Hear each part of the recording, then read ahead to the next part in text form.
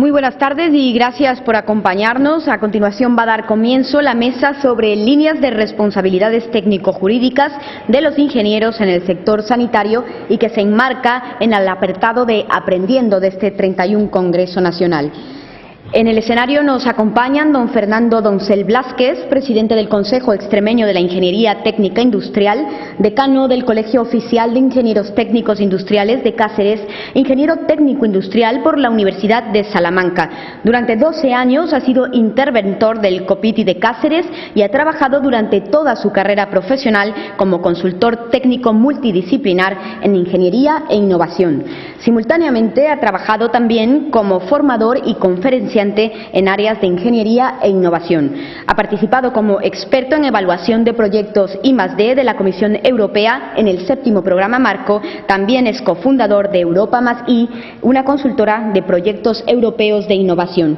Nos acompaña igualmente como ponente don Wenceslao Lea Godoy, magistrado de la Sala Tercera del Tribunal Supremo, Sala de lo Contencioso Administrativo. Ha sido presidente de la Sala de lo Contencioso Administrativo del Tribunal Superior de Justicia de Extremadura. Ha desempeñado su labor en los juzgados de Navalmoral de la Mata y Don Benito como juez. Posteriormente, como magistrado de lo Contencioso Administrativo en la extinta Audiencia Territorial de Granada y en el Tribunal Superior de Justicia de Andalucía, con sede también en Granada. Perteneció anteriormente al Cuerpo Superior Jurídico de Secretarios Judiciales y al Cuerpo Jurídico del Ejército del Aire. Está en posesión de la Cruz Distinguida de Primera Clase de San Raimundo de Peñafort.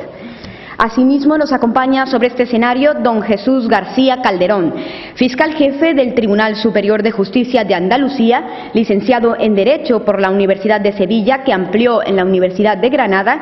Ingresó en la carrera fiscal en 1985. En 1995 fue nombrado fiscal jefe de la Fiscalía de la Audiencia Provincial de Lugo y en 2001 fiscal jefe del Tribunal Superior de Justicia de Andalucía en sustitución de Luis Portero García. Desde su creación en 2008 es el primer fiscal superior de la Comunidad Autónoma de Andalucía. Está en posesión de la Cruz de Honor de San Raimundo de Peñafort. En 2010 le fue concedida por sus especiales méritos y la medalla de oro en la Facultad de Derecho de Granada. Fue uno de los 8 vocales de la Comisión de Modernización del Lenguaje Jurídico que desarrolló sus trabajos en el Ministerio de Justicia en los años 2010 y 2011. Finalmente, y para moderar esta mesa, nos acompaña también don César Santos Hidalgo, que es secretario general del Servicio Extremeño de Salud. Licenciado en Ciencias Económicas y Empresariales en la especialidad de Auditoría, tiene más de 10 años de experiencia profesional dedicados a la gestión de varios hospitales en la región y también en Madrid.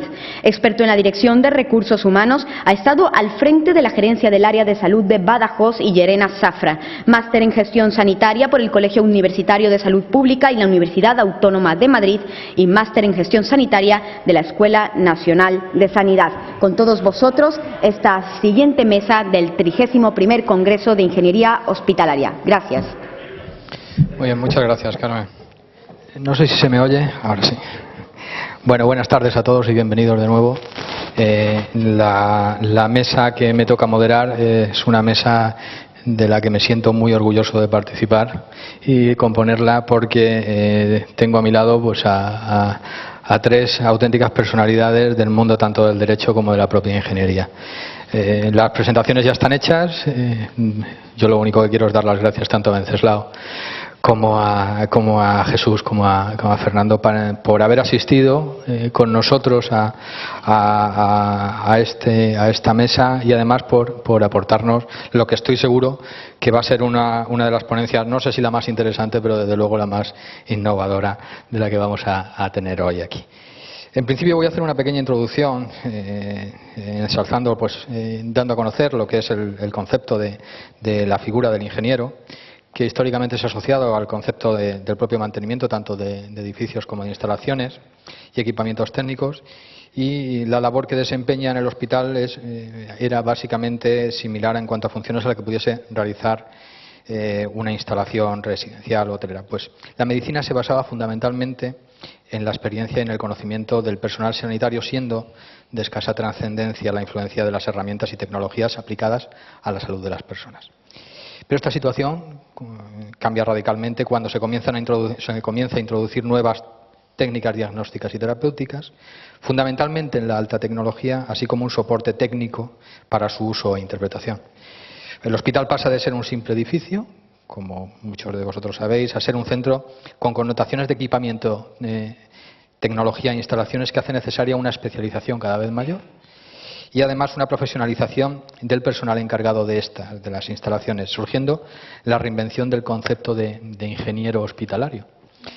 Bueno, esta complejidad y esta multidisciplinariedad de sus funciones, que el ingeniero hospitalario pasa a ser de un simple técnico de mantenimiento a llevar campos relacionados, como por ejemplo la responsabilidad, pasan a estar relacionados con conceptos como por ejemplo la responsabilidad técnico-legal, que es de la que vamos a tratar hoy fundamentalmente aquí, de las instalaciones, la gestión de recursos, tanto económicos como humanos, la consultoría y la elevación de nuevos equipamientos, las asesorías de instalaciones e incluso de nuevas instalaciones y la dirección de obras, tanto menores como supervisión de contratas.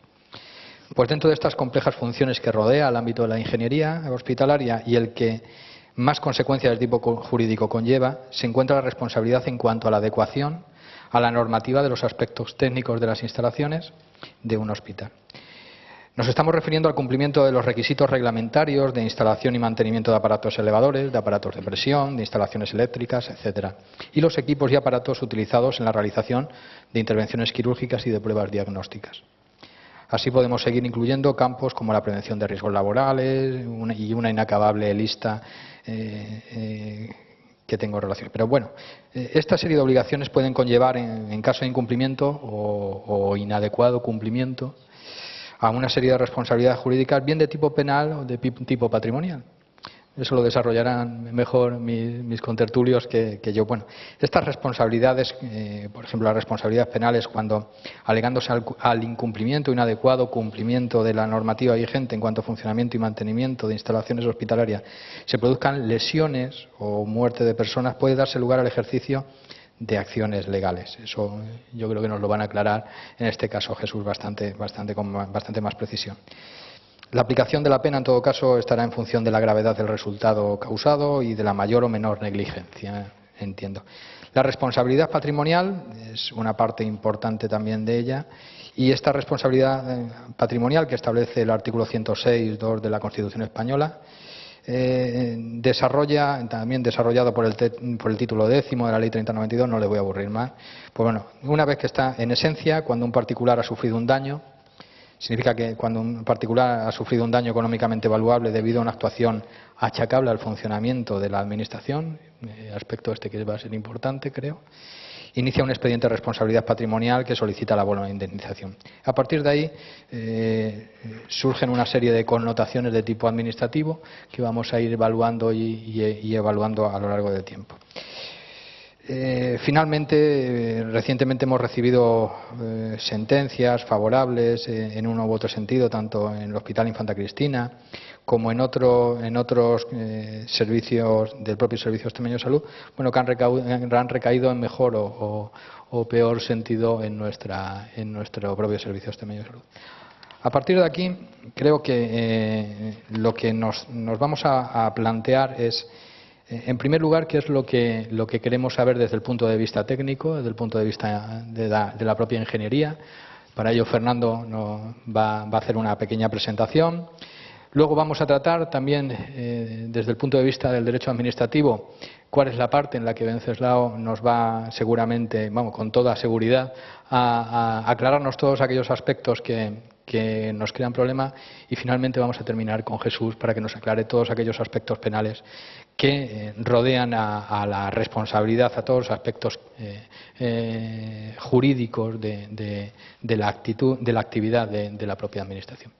En este caso me toca moderar, vamos a hacer una pequeña presentación y a partir de ahí debatiremos y recogeremos todas aquellas preguntas también que todos ustedes quieran hacer. En este caso le doy la palabra a Fernando Doncel para que haga su exposición. Fernando. Bueno, buenas tardes a todos. Gracias, César. Un verdadero honor estar aquí junto con magistrados del Supremo y el fiscal jefe del Tribunal Superior de Justicia de Andalucía. He preparado simplemente unas notas para tener un punto de partida sobre temas a debatir. Aquí es muy importante pues la participación al final de todas las cosas que pueden surgir.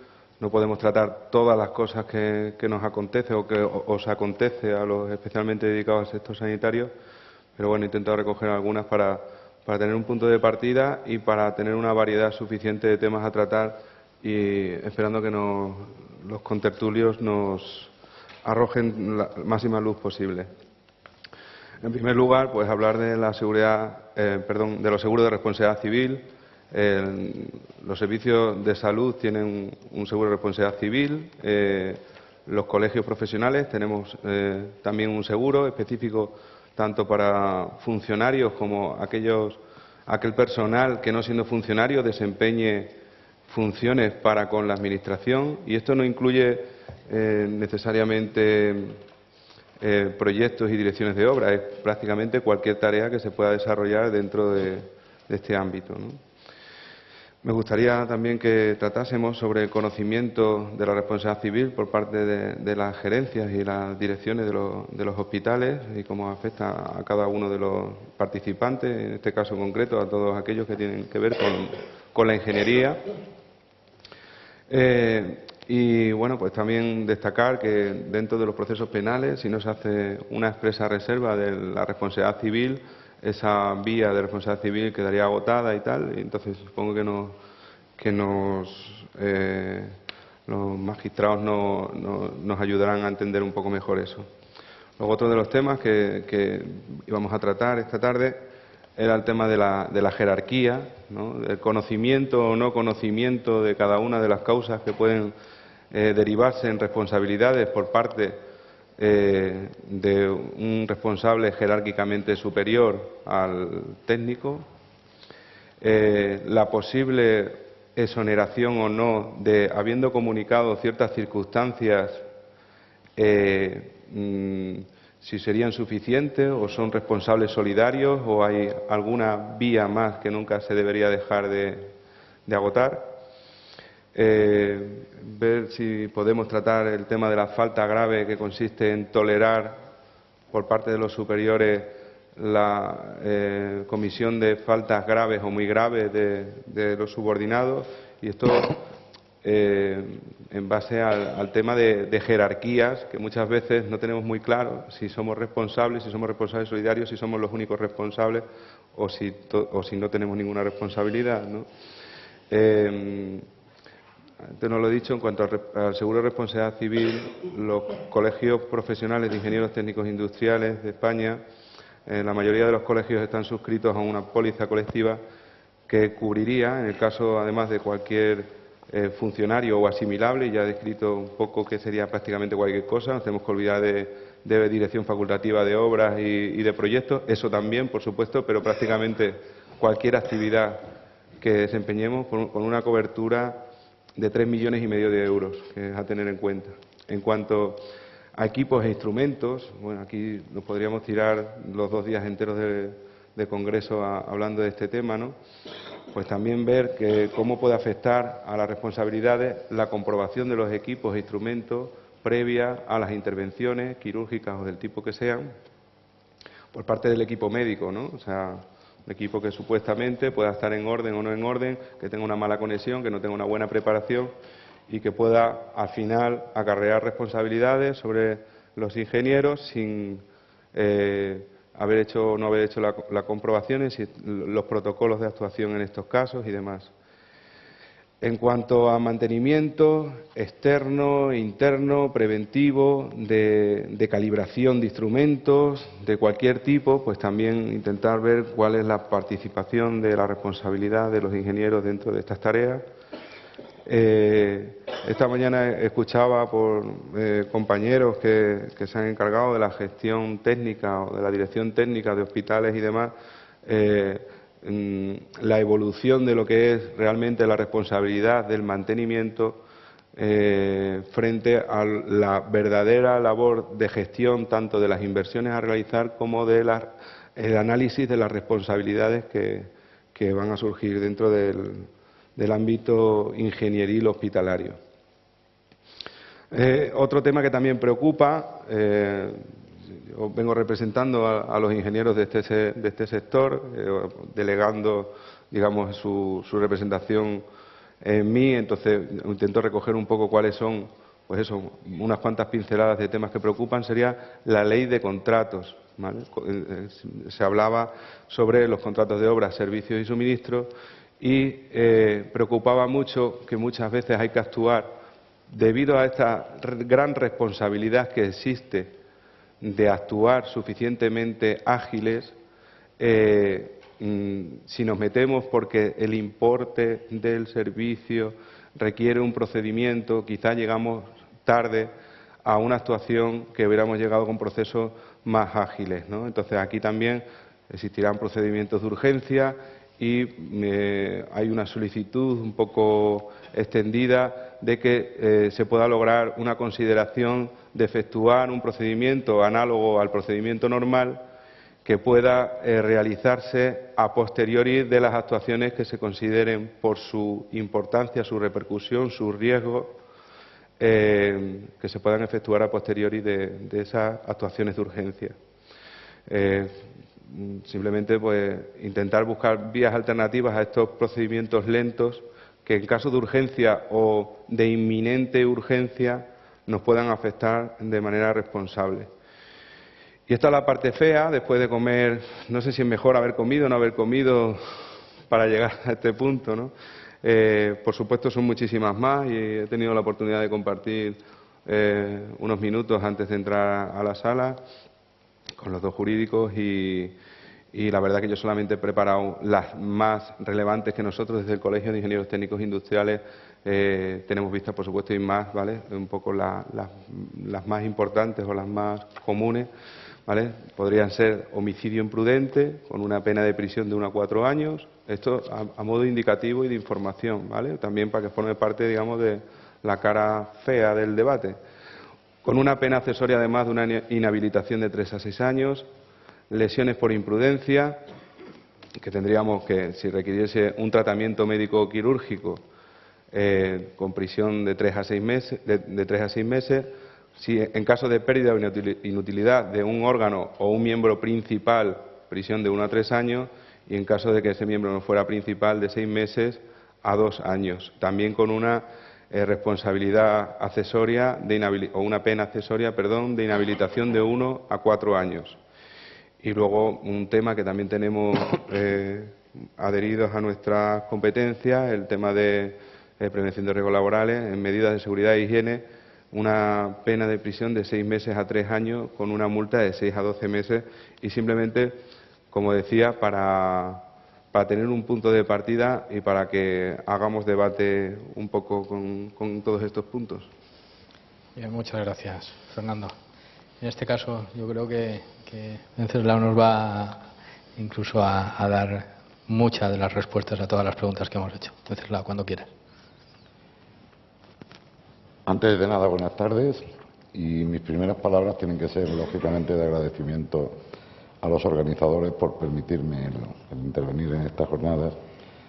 Y yo siempre comento que en este caso es doble ese agradecimiento, en primer lugar, porque los que estamos dedicados al mundo del derecho siempre es bueno que tengamos contacto con los profesionales fuera de lo que es los fríos papeles de los procesos. Eso nos permite tener un conocimiento de esa realidad social y que le demos vida un poco a la ley. Pero además quiero agradecer la oportunidad que me brindan esto de venir a casa. No es ni volver ni eso, sino estar en casa, porque para mí esta será siempre mi casa, esta tierra. Para mí mi juzgado será siempre Don Benito y mi sala será siempre la sala de cátedra. Hecha esta necesaria referencia al agradecimiento a los organizadores, yo creo que en la estructura en que se ha planificado este debate y partiendo siempre de lo que es lo que constituye el objeto de lo que nos ha convocado, la responsabilidad hospitalaria, yo creo que tenemos que partir siempre de un concepto que afortunadamente, y no sin grandes problemas jurídicos que se han suscitado, ya felizmente superados, se ha llegado a la siguiente conclusión, es decir, la sanidad es un servicio público, se presta por los poderes públicos, es un derecho del ciudadano y entonces, indudablemente, en la prestación de ese servicio público se genera una situación de lesión en el sentido técnico-jurídico, ¿no?, de daño que el ciudadano no tiene obligación de soportar, y ya el artículo 106, al que hacía referencia antes el moderador de la Constitución, establece que los ciudadanos tienen derecho a ser resarcidos de esa lesión que se les ocasiona. Insisto, lesión entendida como daño que se le produce a una persona y que no tiene obligación de soportarlo. Uno tiene obligación de soportar el daño que le ocasiona pagar el impuesto, pero es que eso hay obligación legal de soportarlo. Pero indudablemente lo que no hay obligación de soportar es que un señor ingrese en un hospital para una torcedura de tobillo y que por las circunstancias que se hayan producido, pues se le ocasiona la muerte porque se ha gangrenado la herida. Indudablemente esa no es una obligación que tenga que soportar el ciudadano, y es aquí donde entra la institución de la responsabilidad patrimonial de las administraciones. Ha costado el acuñar o que el concepto de responsabilidad patrimonial, que ya había instaurado en nuestro derecho una ley del año 57, realmente se haya expandido con la intensidad que se ha hecho, quizá excesivamente en los momentos actuales, en el ámbito de la responsabilidad sanitaria.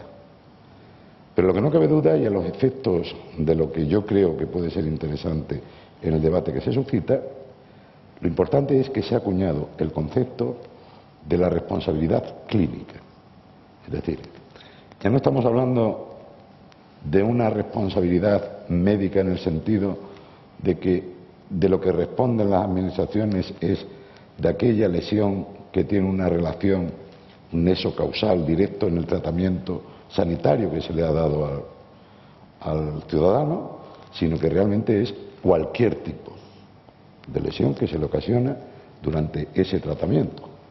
Es decir, un señor entra y por un problema de ambulancia, vehículos, de camillas, de ascensores, es decir, durante toda esa tramitación del procedimiento, por ejemplo, que un gotero no haya podido prestar la atención por unas deficientes instalaciones, y normalmente todo eso genera esa responsabilidad.